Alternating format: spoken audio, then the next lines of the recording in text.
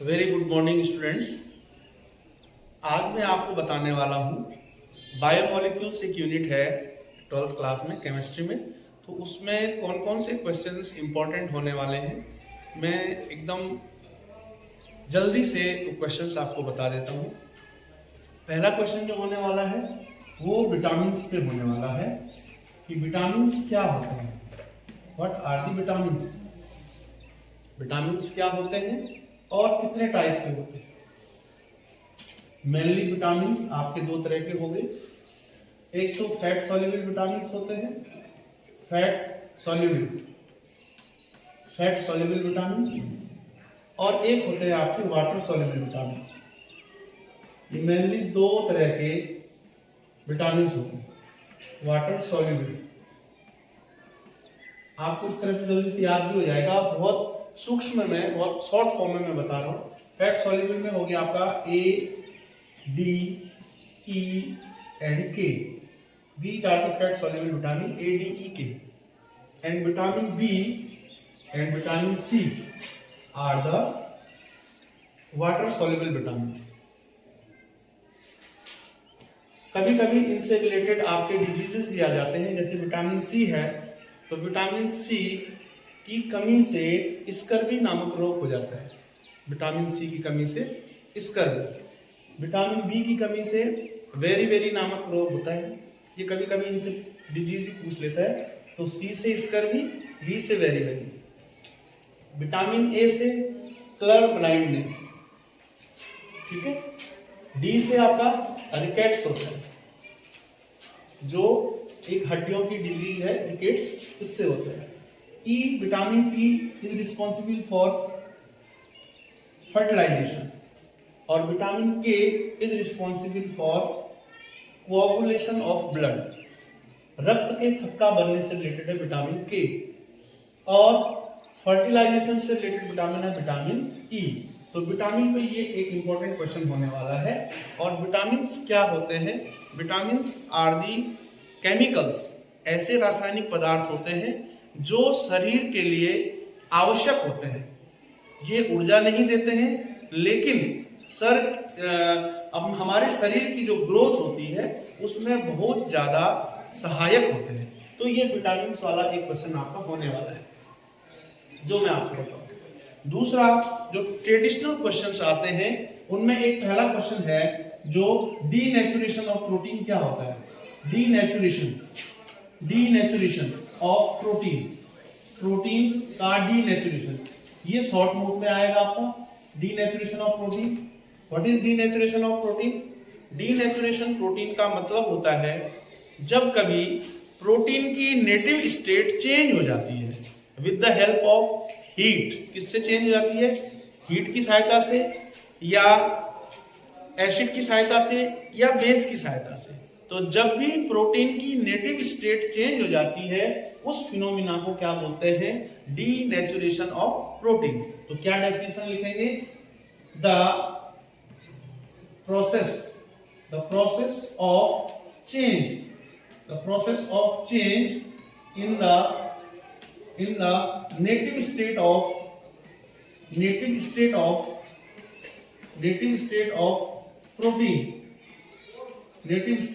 protein by the help of, किसकी सहायता से? by the help of heat। या तो हीट की सहायता से स्ट्रक्चर चेंज हो जाता है, या एसिड की सहायता से। हीट, एसिड एंड बेस, इनकी सहायता से अगर प्रोटीन का नेटिव स्ट्रक्चर अगर चेंज हो जाता है तो उस प्रोसेस को क्या बोलते हैं? Denaturation of protein. नॉर्मली भी आपने देखा होगा, जब कभी हम अपने बालों को जलाते हैं तो वो कॉइलिंग हो जाता है, कॉइल्ड हो जाता है, और उस पर एक स्पेशल टाइप की स्मेल आने लगती है, क्योंकि प्रोटीन एक नाइट्रोजिनस कंपाउंड होता है। प्रोटीन का जो सिंपलेस्ट फॉर्म है वो अमीनो एसिड होती है, यानी कि proteins are made up of amino acids. और अमाइनो एसिड्स ऐसे केमिकल पदार्थ होते हैं, ऐसे केमिकल सब्सटेंस होते हैं जिनमें नाइट्रोजन जरूर होती है। तो डीनेचुरेशन में बताना चाह रहा हूं कि नेटिव स्टेट में अगर चेंज आ जाए किसी भी प्रोटीन की, तो उसे डीनेचुरेशन ऑफ प्रोटीन कहेंगे। तो डीनेचुरेशन ऑफ प्रोटीन पे क्या लिखेंगे? The process of change in the native state of protein by the help of heat, acid and base is called denaturation of protein. एक ये शॉर्ट नोट हो गया। दूसरा जो शॉर्ट नोट आ सकता है आपका, वो पूछता आपका कि पेप्टाइड लिंकेज क्या होती है? पेप्टाइड लिंकेज, पेप्टाइड लिंकेज क्या होती है? पेप्टाइड लिंकेज, तो आपने क्या कहना है? This is the linkage present in between two molecules of amino acid. दो अमाइनो एसिड के मॉलिक्यूल के बीच में जो बंध होता है उसे पेप्टाइड बंध कहते हैं। यानी कि अगर कभी भी पेप्टाइड नाम आए तो इसका मतलब पेप्टाइड बंध हमेशा किसमें होगा? अमाइनो एसिड में। तो पहली बात तो लिखेंगे कि peptide bond is present, peptide bond is present between two molecules of amino acid। Amino acid के दो मॉलिक्यूल्स के बीच में जो बॉन्ड होता है amino acid, that is called peptide bond. उसको आप पेप्टाइड बॉन्ड कहेंगे। पेप्टाइड बॉन्ड कैसे दिखाते हैं पेप्टाइड बॉन्ड को? C double bond ONH, C double bond ONH जो बॉन्ड होता है उसको पेप्टाइड बॉन्ड कहते हैं। C double bond ONH, this bond is called peptide bond या पेप्टाइड लिंकेज। ये पेप्टाइड लिंकेज है। जब भी दो मॉलिक्यूल आप अमीनो एसिड को लोगे तो अमीनो एसिड में क्या होता है कि एसिड ग्रुप भी होता है और बेसिक ग्रुप भी होता है। तो जब दो अमीनो एसिड आपस में मिलते हैं तो वाटर का रिमूवल होता है और CONH बॉन्ड बनता है। This CONH bond is called peptide linkage. Peptide linkage केवल अमाइनो एसिड में होती है। अमाइनो एसिड में होने का मतलब है कि प्रोटीन में होती है और प्रोटीन की बेसिक यूनिट क्या है? अमाइनो एसिड है। तो दूसरा शॉर्ट नोट आएगा आपका पेप्टाइड लिंकेज होता है। तीसरा जो शॉर्ट नोट है उसका नाम है आपका, तीसरा शॉर्ट नोट मैं आपको बताऊंगा। तीसरा शॉर्ट नोट है कि ग्लाइकोसिडिक लिंकेज क्या होती है। जिस तरह से पेप्टाइड लिंकेज होती है वैसे ही तीसरा शॉर्ट नोट है आपका glycosidic linkage. Glycosidic linkage, glycosidic linkage किसे कहेंगे? अब आप इसको कैसे समझोगे कि जब भी दो मॉलिक्यूल ऑफ मोनोसैकेराइड्स में जो लिंकेज मिलेगी वो ग्लाइकोसिडिक लिंकेज मिलेगी। यानी कि कार्बोहाइड्रेट्स में जो लिंकेज होती है उस लिंकेज का नाम होता है ग्लाइकोसिडिक लिंकेज। और ग्लाइकोसिडिक लिंकेज इज कैसे दिखाते हैं? ग्लाइकोसिडिक लिंकेज को ओ से दिखाते हैं। ऐसे इस तरह से जो लिंकेज आपको दिखेगी वो ग्लाइकोसिडिक लिंकेज दिखेगी। इसको इथेरियल ऑक्सीजन लिंकेज भी बोलते हैं।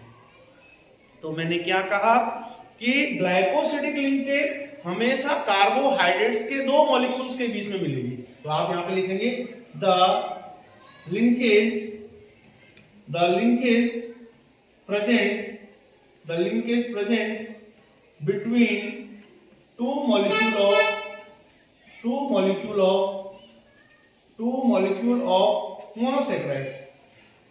monosaccharides के दो मॉलिक्यूल्स के बीच में monosaccharides, the linkage present between two molecule of monosaccharide in the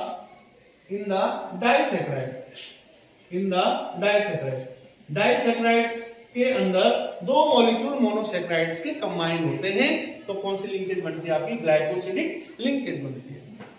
ये आपका the linkage present between two molecule of monosaccharide in the disaccharide is called the glycosidic linkage. ये ग्लाइकोसिडिक लिंकेज होगी, glycosidic linkage. Simplest monosaccharide अगर आप कहेंगे तो वो आपका ग्लूकोज है C6H12O6। It is the simplest monosaccharide. Glucose and fructose C6H12O6, this is fructose, this is glucose. ये ग्लूकोज हो गया आपका और ये फ्रक्टोज हो गया। अगर दोनों में आपको कोई डिफरेंस भी पूछेगा तो दोनों का मॉलिक्यूलर फॉर्मूला तो सेम होता है। दोनों का मॉलिक्यूलर फॉर्मूला सेम होता है ग्लूकोज और फ्रक्टोज का। लेकिन एक जो डिफरेंस है कि ग्लूकोज में हमेशा एल्डिहाइड ग्रुप दिखता है, ग्लूकोज में एल्डिहाइड ग्रुप होता है और फ्रक्टोज में कीटोनिक ग्रुप होता है। जब आप स्ट्रक्चर बनाओगे तो आपको इसमें एल्डिहाइड ग्रुप दिखेगा और इसमें क्या दिखेगा, आपको कीटोनिक ग्रुप दिखेगा। तो ये सिंपलेस्ट मोनोसेक्राइड है। अब जब ये दो मोनोसेक्राइड आपस में कंबाइन होते हैं तो किस बंध के द्वारा जुड़ेंगे, वही कौन सा बॉन्ड होगा, आपका ग्लाइकोसिडिक बॉन्ड। अब डाइसेक्राइड का एग्जांपल क्या है, केन शुगर C12H22O11। तो यहां पे जो दो मॉलिक्यूल जब जुड़ेंगे तो इनके बीच में कोई बॉन्ड बनेगा, तो वो बॉन्ड कौन सा होगा, ग्लाइकोसिडिक लिंकेज होगी। यानी कि दो मॉलिक्यूल ऑफ मोनोसेक्राइड के बीच में जो बॉन्ड होगा उसे हम क्या कहेंगे, ग्लाइकोसिडिक लिंकेज कहेंगे। तो ये 3 नंबर का क्वेश्चन हो गया, शॉर्ट नोट हो गया, denaturation of protein, glycosidic linkage and peptide linkage. इस तरह से आपके छोटे छोटे क्वेश्चन आएंगे। तो मैं आपको ये बता रहा था।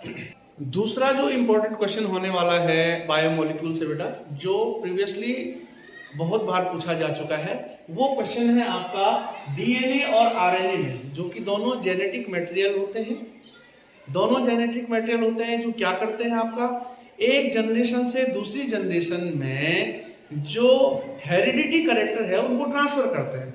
तो डीएनए आरएनए में दो तरह का जो आपका डिफरेंस है, एक तो होता है स्ट्रक्चरल डिफरेंस, स्ट्रक्चर के आधार पे डिफरेंस होता है, और दूसरा होता है फंक्शनल डिफरेंस।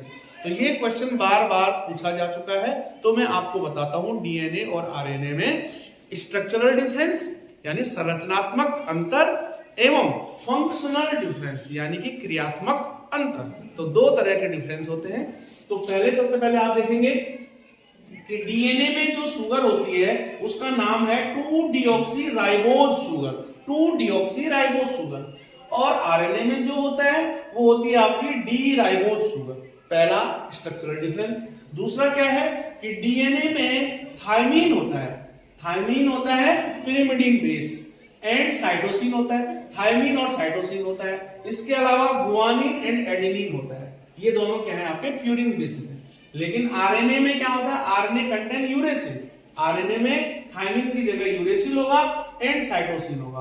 बाकी जो प्यूरिन बेसिस हैं गुआनिन एंड एडेनिन, वो दोनों में सेम होते हैं। तो यूरेसिल और साइटोसिन ये पिरिमिडीन बेसिस है, यहाँ पर थायमीन और साइटोसिन ये पिरिमिडीन बेसिस है, लेकिन प्यूरिन बेसिस डीएनए और आरएनए दोनों में सेम होते हैं। उसके अलावा जो डीएनए का जो स्ट्रक्चर होता है वो डीएनए का डबल हेलिकल स्ट्रक्चर होता था।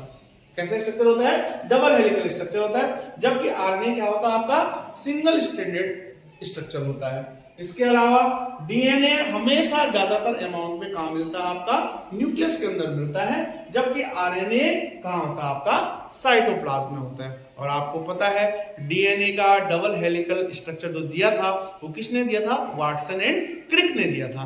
तो डीएनए का डबल हेलिकल जो स्ट्रक्चर होता है, जो कॉइलिंग होती है, उस कॉइलिंग के अंदर पिरिमिडीन बेसिस और प्यूरिन बेसिस का जो पिरिमिडीन और प्यूरिन बेसिस का जो बॉन्डिंग है वो उसमें शो कर रखी है। तो डीएनए डबल स्ट्रैंड और RNA single strand, DNA in nucleus जबकि आरएनए इन साइटोप्लाज्म। तो ये डीएनए और आरएनए में क्या हो गया, आपका स्ट्रक्चरल डिफरेंस। और ये ऐसा क्वेश्चन है बेटा जो प्रीवियसली कई बार एग्जाम में आ चुका है। तो वेरी सिंपल है कि दोनों में जो प्यूरिन बेस होते हैं, प्यूरिन बेस दोनों में सेम होते हैं, पिरिमिडीन बेस अलग अलग होते हैं। जैसे कि डीएनए में थायमीन और साइटोसिन और यहां यूरेसिल और साइटोसिन। उसके बाद फंक्शनल डिफरेंस की बात करते हैं। क्रियात्मक जो अंतर होता है डीएनए और आरएनए में, उनके क्या कार्य हैं, क्या करते हैं, वो है आपका डीएनए और आरएनए का फंक्शनल डिफरेंस। तो डीएनए का जो मुख्य कार्य है वो है रिप्लिकेशन यानी फोटोकॉपी ऑफ पेरेंट। यानी कि जब भी डीएनए रिप्लिकेट करेगा तो वो अपने जैसा दूसरा डीएनए बनाएगा, उस प्रोसेस को क्या बोलते हैं, रिप्लिकेशन बोलते हैं। डीएनए रिप्लिकेट कर सकता है, ये क्वालिटी इसके अंदर होती है कि रिप्लिकेशन कर सकता है। लेकिन आरएनए में ये क्वालिटी नहीं होती है, वो रिप्लिकेट नहीं कर सकता है। रिप्लिकेट करने का मतलब है एक डीएनए से दूसरा डीएनए बन जाना, दैट इज कॉल्ड रिप्लिकेशन। ये क्यों होता है, जब डीएनए के डबल हेलिकल स्ट्रक्चर्स में बॉन्ड ब्रेक्स हो जाते हैं तो डीएनए एक डीएनए से दो डीएनए बन जाते हैं। This process is called DNA replication. दूसरा, डीएनए का क्या फंक्शन है कि डीएनए हमेशा ट्रांसमिशन ऑफ हेरिडिटी कैरेक्टर को कंट्रोल करता है। हेरिडिटी कैरेक्टर का मतलब होता है एक जनरेशन से जो भी लक्षण है वो दूसरी जनरेशन में जाते हैं, उनको कौन कंट्रोल करता है? आपका डीएनए।